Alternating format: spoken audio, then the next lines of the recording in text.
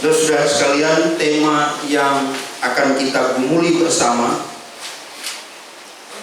akan men-challenge, akan menantang kita untuk mengoreksi apakah kita terbawa arus, terbawa dengan pengajaran, terbawa dengan pemikiran postmodernisme atau tidak. Bertahan dalam iman di zaman postmodernisme. Untuk mendasarinya, saya akan mengajak saudara untuk membuka surat Paulus kepada jemaat yang ada di Kolose. Kolose pasal 2 ayat yang ke-6 sampai dengan ayat yang ke-8. Pasal 2 ayat 6 sampai dengan ayat yang ke-8. Saya akan membaca ayat yang ke-6, sudah akan membaca ayat yang ke-7, ayat yang ke-8 kita akan baca bersama-sama. Saya membaca di dalam terjemahan TB2. Kamu telah menerima Kristus Yesus Tuhan kita. Karena itu hendaklah hidupmu tetap di dalam Dia.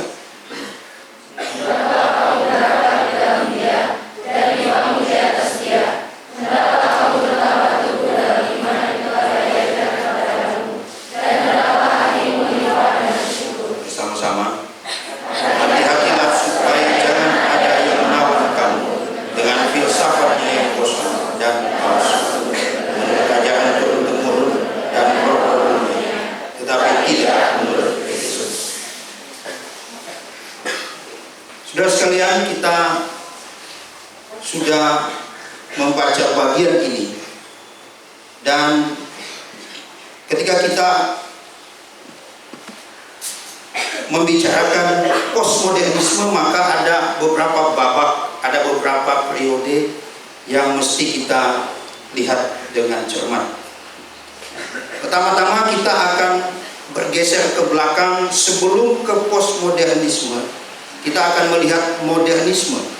Kemudian kita juga akan melihat jauh ke belakang kepada zaman yang disebut dengan pramodernisme. Tetapi izinkan saya sebelum membahas postmodernisme, sebenarnya yang perlu kita garis bawahi terjadi perubahan itu adanya tuntutan mengenai modernitas. Jadi kita harus bisa memilah apa yang disebut dengan modernitas dan juga modernisme atau pramodernitas dan pramodernisme. Modernitas dan modernisme, lalu pasca modernitas dan pasca atau postmodernisme. Pada zaman pramodernisme, manusia menjadi lebih unggul karena memang manusia yang mesti dituntut lebih keras untuk bekerja.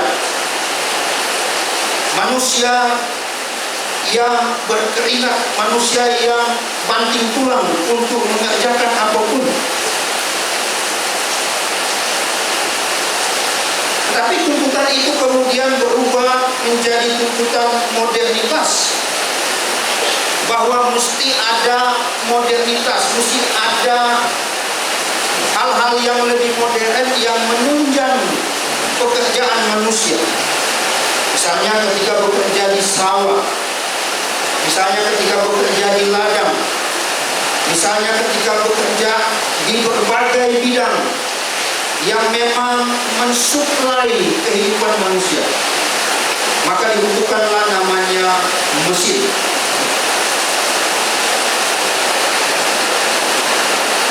Tapi sesudah itu, saudara sekalian, dari manusia ke mesin bergeser lagi, ada satu tuntutan, yakni tuntutan tentang bagaimana mesin tidak cukup. Maka ditentukanlah atau diupayakanlah sebuah kemajuan yang sebelumnya berdasar pada teknologi internet. Jadi ketika kita melihat pramodernitas. Manusia dengan segala upayanya. Kemudian ada dukungan dari mesin. Lalu ada dukungan juga dari apa yang disebut dengan teknologi.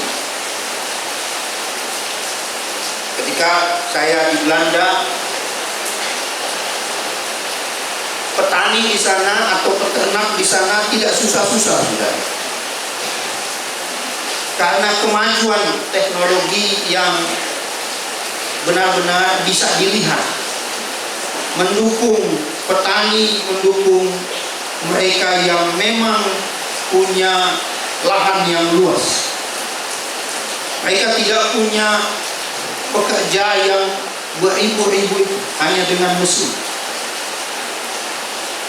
Sapi yang banyak hanya bisa diarahkan satu kali saja, kemudian dengan rela antri masuk ke kandangnya sebelum kemudian diperah, diambil susu.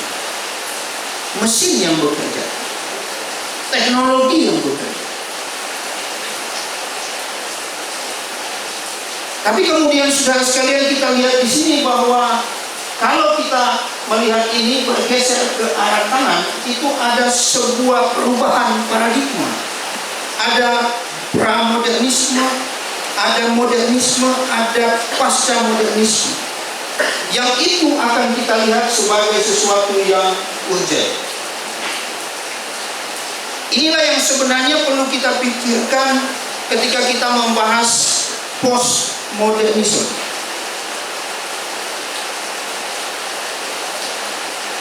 Kalau dalam pramodernisme, iman dan kebenaran itu menjadi jangkar yang kuat, menjadi pegangan yang kuat, menjadi pedoman, menjadi satu-satunya patokan. Kemudian di modernisme, sains, pengetahuan, ilmu pengetahuan menjadi yang paling ultimat, menjadi yang paling tinggi. Rasio menjadi patokan, akal budi manusia menjadi patokan.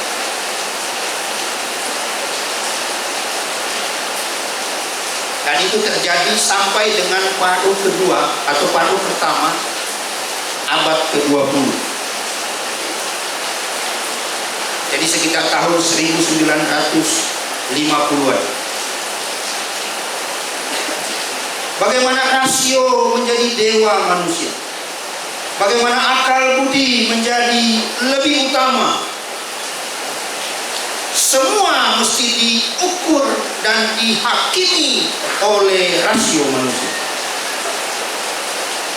Tetapi kemudian pada tahun 1960-an, 1970-an muncullah kemudian disebut dengan postmodernisme. Itu yang kemudian ada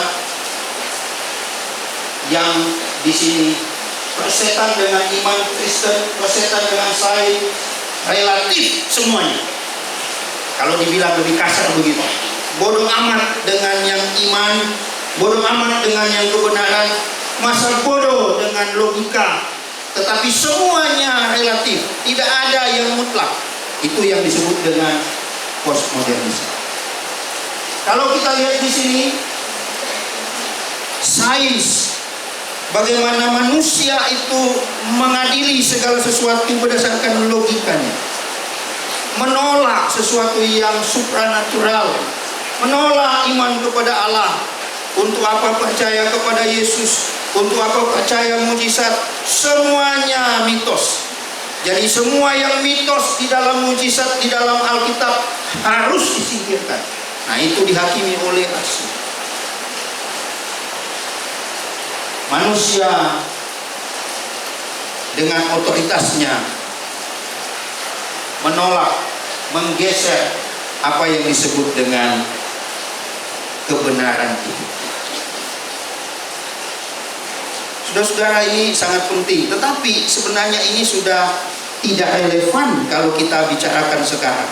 Karena apa? Sudah lewat. Sekarang menjadi tantangan kita adalah, atau yang menarik perhatian kita adalah apa yang disebut dengan postmodernisme. Happening now. Sedang kita dikelilingi oleh postmodernisme. Termasuk sekarang ini. Saya lahir tahun 70-an, 1976. Saya pertama kali, atau pada zaman itulah tahun 1970, postmodernisme itu mulai menancapkan cakarnya ke dalam sebuah pemikiran. Kalau ada yang lahir tahun 70 ke bawah, ya berarti mengalami apa yang disebut dengan modernisme tadi. Kemudian pada tahun 1980, satu dekade kemudian, terjadi perkembangan yang pesat. Sehingga begitu luar biasa munculnya apa yang disebut dengan, kalau kita lihat di sini, ini salah, ini yang benar. Modernisme salah, pramodernisme salah. Yang benar sekarang menurut postmodernisme, kamilah yang paling benar. Di mana-mana saudara kita bisa lihat ya, pengaruhnya begitu luas. Film iya, bangunan iya. Dan lihat bangunannya tidak lagi model kayak apa sana ya, kayak kita punya teater sana atau ini. Bangunannya aneh-aneh, semaunya membuat bangunan. Coba lihat bangunannya, nggak tahu mana atap mana.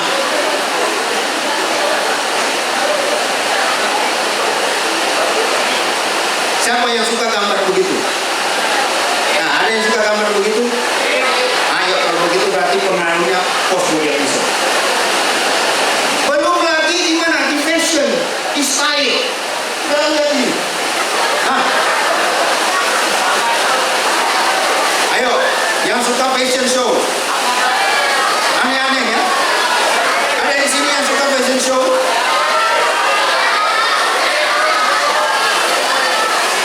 Yang suka cat rambut siapa?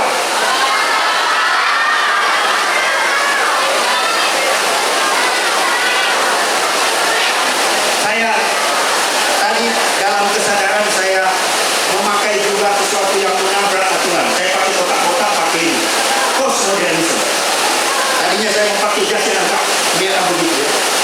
Tapi dia lainnya agak sedikit postmodernisme. Dalam style, dalam fashion, sudah lihat ini. Ini kalau ada yang suka cat begini, masih mending ini ya.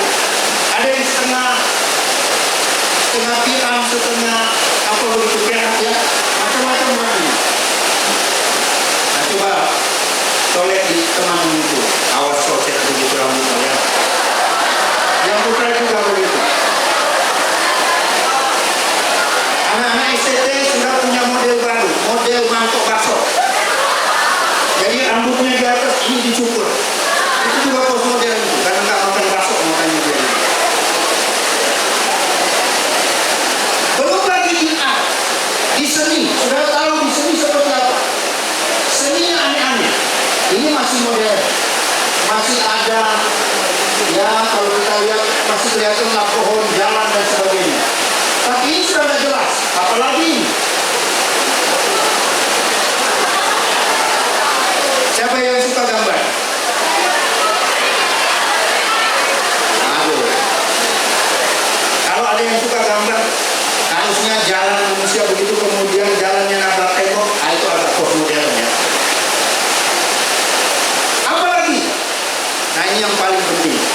Semua usia yang tahu gadget, semua yang bisa belanja, ini yang paling penting.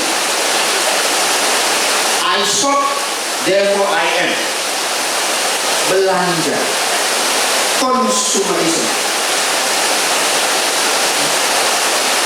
Sudah tahu ekonomi postmodern itu bukan lagi produksi, bukan lagi bagaimana sebuah pabrik memproduksi, tetapi bagaimana budaya belanja, budaya konsumen, belanja online, belanja apapun. Sadar tidak sadar kita semua terpengaruh dengan.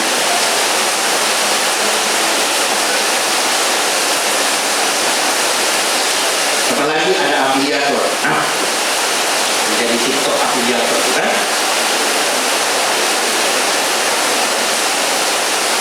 Postmodernisme begitu memengaruhi hidup kita. Apakah hanya pada masalah politik, pada masalah ekonomi, pada masalah budaya, pada masalah arsitektur?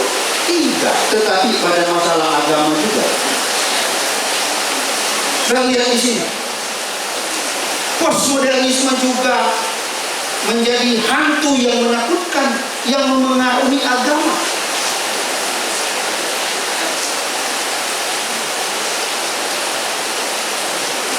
Ini model ini masih normal ini. Kalau di tempat tertentu lampunya remang, ya. Nah itu kita harus mesti mengakui itu postmodern. Ya kita bisa katakan misalnya ada orang bilang bahwa seperti kafe, bioskop ada sorot sana sorot sini, itu postmodern sudah. Ini masih Protestan benar nih, aliran yang atau GPPIK atau apapun gereja kita yang masih ada bentuk gerejanya, masih ada mimbarnya, nah itu masih peninggalan modernisme. Tetapi yang sekarang sudah menjadi begitu menakutkan. Di sini sangat menekankan otoritas, bagaimana firman itu diberitakan. Bagaimana doktrin itu menjadi dasar yang begitu kuat dipegang. Tetapi di sini sudah bilang doktrin tidak penting. Jadi kalau kita bilang doktrin tidak penting itu postmodern, saudara. Suka tidak suka. Itu pemikiran postmodern. Atau ada yang bilang agama itu sama saja, itu postmodern. Agama mengajarkan kebaikan, semua sama, itu postmodern. Suka tidak suka. Dan seringkali kita ada di worldview, di alam pemikiran yang begitu. Kita juga ikut membenarkan. Padahal Tuhan Yesus berkata, akulah jalan, akulah kebenaran, akulah hidup kita. Tidak ada satu agama pun yang mengajarkan itu. Berarti tidak sama.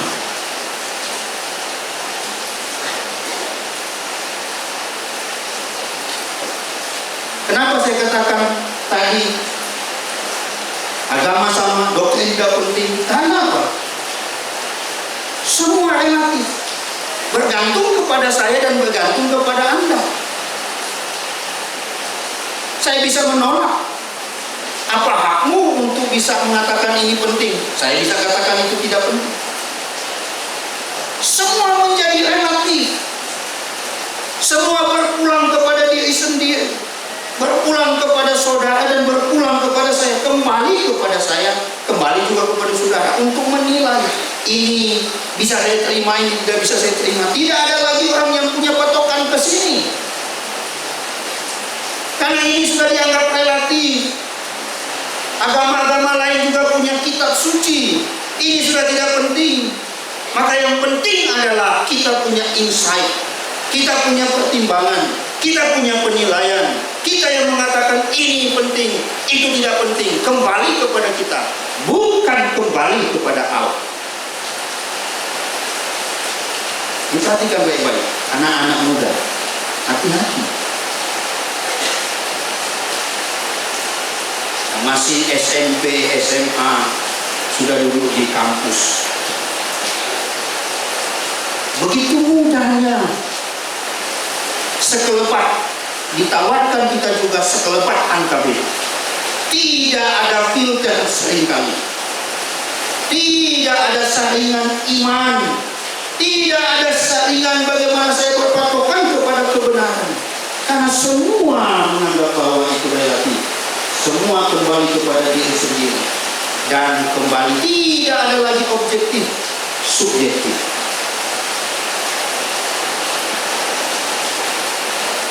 Maka ketika sesuatu yang baik kita harus teruskan, dia bilang tak usah teruskan, kita bangun yang baru lagi.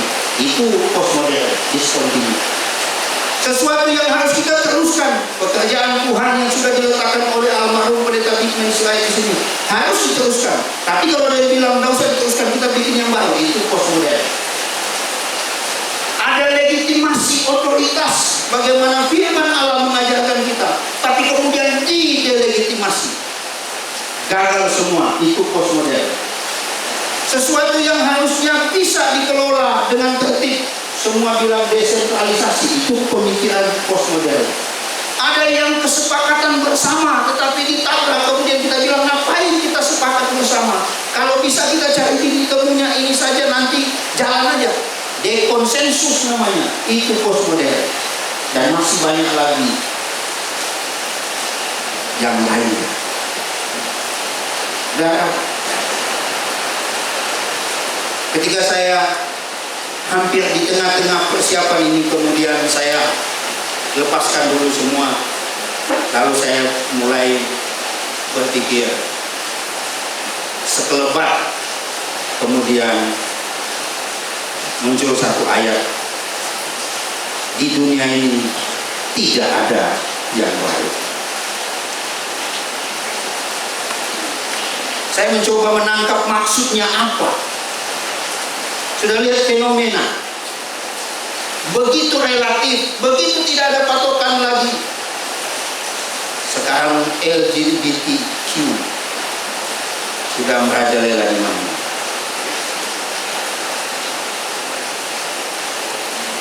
Negara Asia Tenggara pertama yang mengesahkan undang-undang adalah Thailand.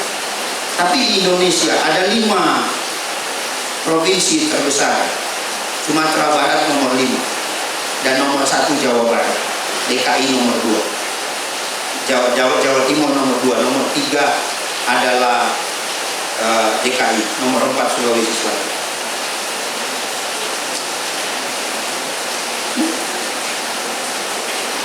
Data itu begitu jelas. Bayangkan saudara, Sumatera Barat siapa yang nyangka?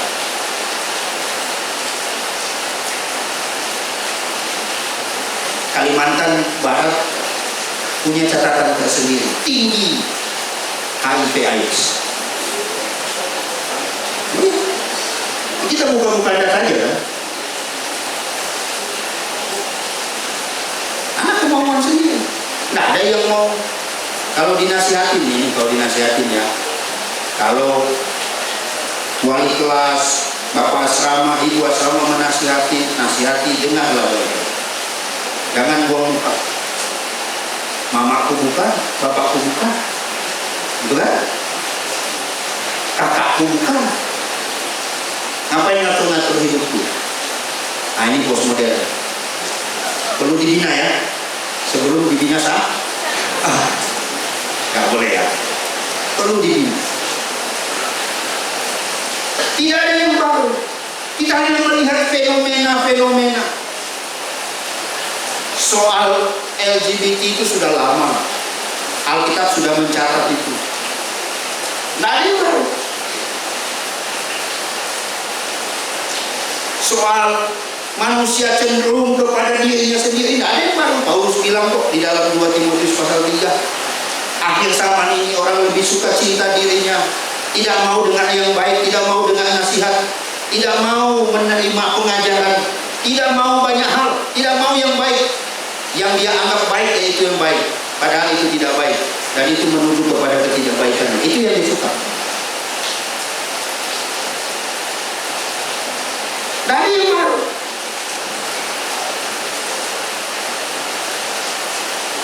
Soal kesenangan diri, dari yang baru. Bacalah misalnya kisah para rasul. Bagaimana filsafat Epikureanisme yang menyenangi dirinya, pleasure, yang suka dengan hal-hal kesenangan. Dari yang baru. Itu ciri khas juga postmodernisme. Alkitab sudah memberitahu itu. Oleh karena itu kita yakin bahwa Alkitab, wahyu Allah, Allah yang sudah menyatakan dirinya, Allah yang sudah menyatakan kehendaknya. Bacalah ini, kehendak Allah, wahyu Allah menyatakan dirinya. Dari mana kita tahu Allah itu kasih? Dari kitab suci. Dari mana kita tahu Allah membenci dosa? Dari kitab suci.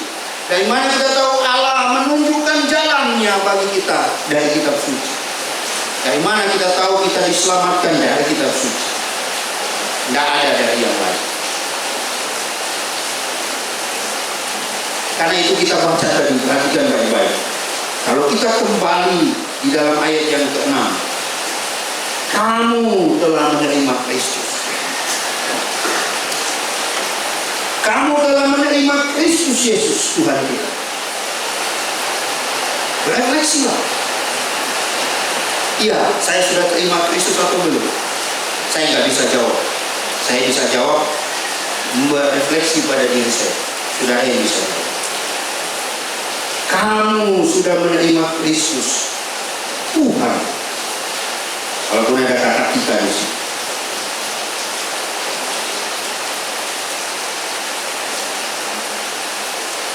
Kalau kita sudah di dalam Kristus, di tengah-tengah kepungan, di tengah-tengah sergapan postmodernisme pun, kita tetap harus bertahan. Karena kita memiliki kebenaran absolut. Firman Allah. Kita punya ini. Kita tidak menyerah kepada tawaran-tawaran yang lain. Tetaplah di dalam Kristus. Bertahan di dalam iman di zaman postmodernisme. Tetaplah di dalam Kristus. Di dalam Dia. Berakarlah di dalam Dia. Hendaklah kamu berakar di dalam Dia. Bertumbuhlah di dalam Dia. Bertumbuhlah di dalam pengenalan kita akan Kristus. Bertumbuhlah di dalam spiritualitas kita. Bertumbuhlah dalam kerohanian kita. Bertumbuhlah dalam ketergantungan kita kepada Allah. Bertumbuh. Jangan sampai mati. Tunjukkanlah kita bertumbuh di dalam Tuhan. Toh kita sudah menerima Kristus. Sekarang harus dilihat. Saudara lihat saya bertumbuh tidak di dalam kerohanian saya. Lihat baik-baik. Saya lihat saudara bertumbuh tidak di dalam kerohanian. Saudara berakar di dalam kerohanian.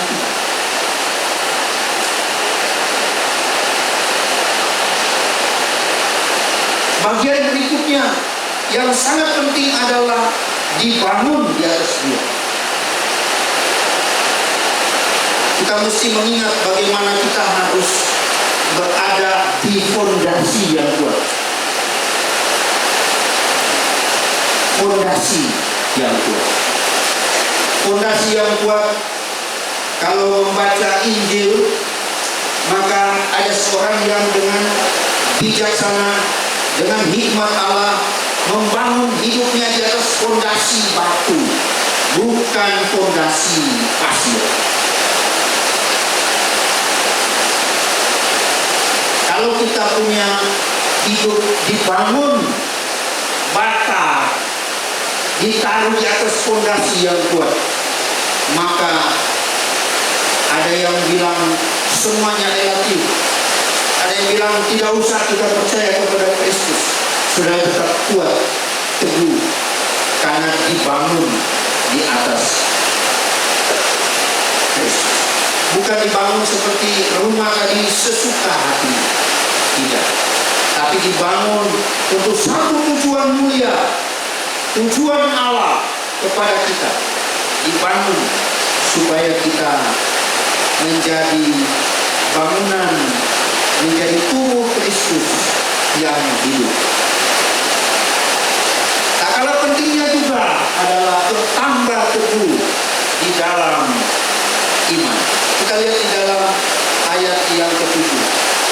Hendaklah kamu bertambah teguh dalam iman, tak tergoyahkan.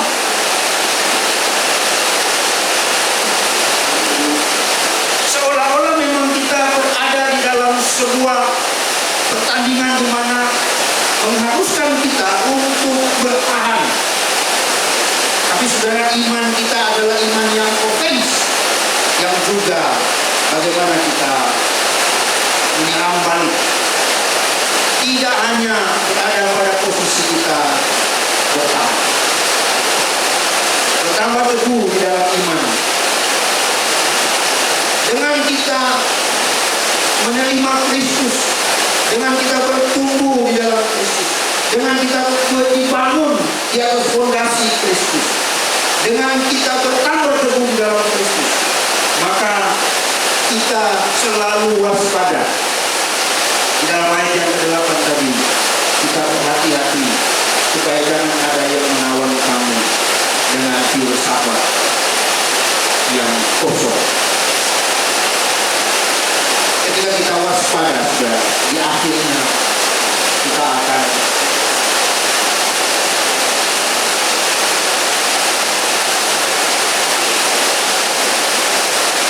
kalau sudah menjelang akhir dia tahu ya, dia skip.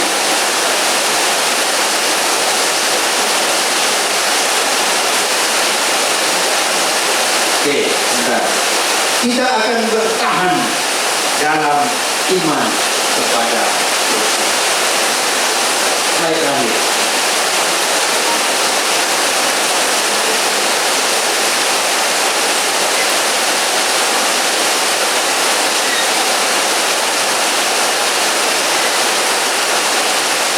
Bertahan dalam iman. Kiranya Allah yang Maha Kasih menjaga iman